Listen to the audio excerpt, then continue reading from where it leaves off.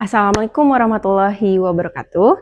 Perkenalkan, saya Alivia Nurfitri dengan nomor induk mahasiswa 860027297.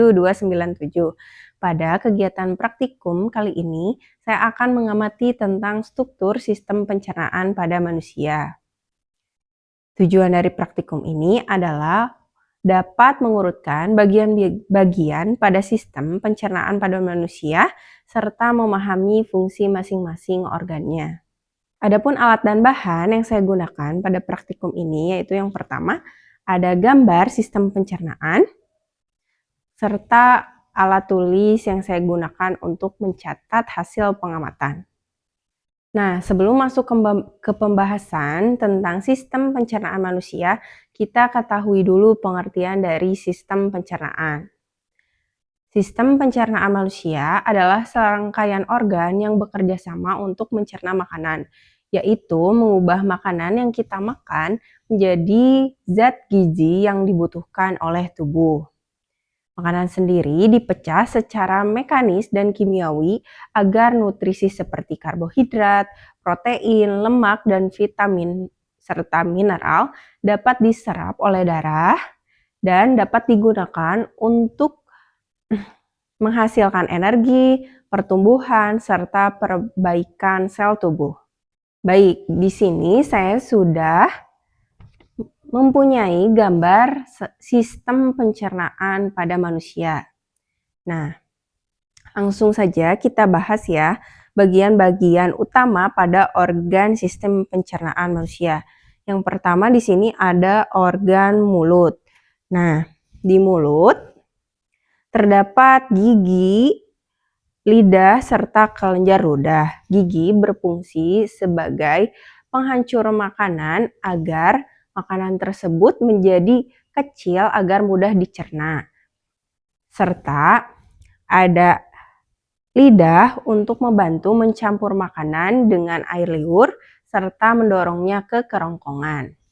Sementara air liur sendiri yaitu menghasilkan enzim amilase yang memecah karbohidrat menjadi gula sederhana.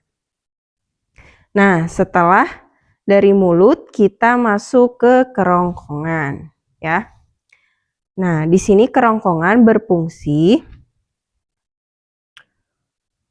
mengalirkan makanan dari mulut ke lambung melalui gerakan otot yang disebut dengan gerak peristaltik.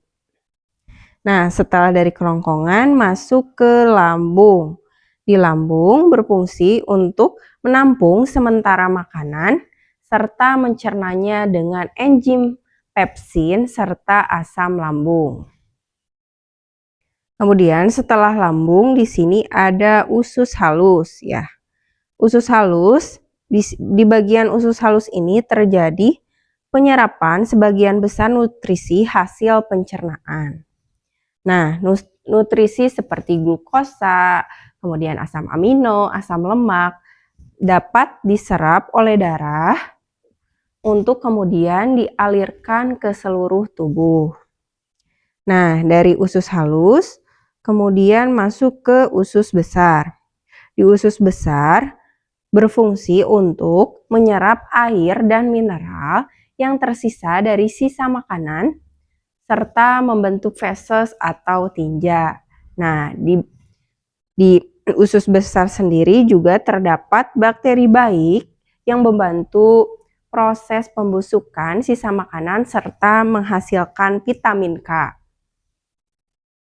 Kemudian yang terakhir ada rektum dan anus. Nah, rektum sendiri berfungsi sebagai menyimpan sementara feses sebelum dikeluarkan.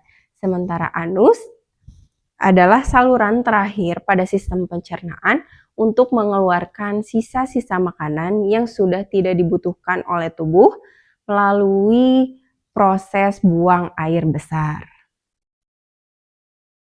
Nah, itu tadi bagian-bagian utama dari sistem pencernaan manusia yang dimulai dari mulut, kerongkongan, lambung, usus halus, usus besar, dan yang terakhir rektum dan anus. Baik, dari percobaan ini dapat saya simpulkan bahwa Setiap organ dalam sistem pencernaan memiliki peranan penting dan saling berkaitan.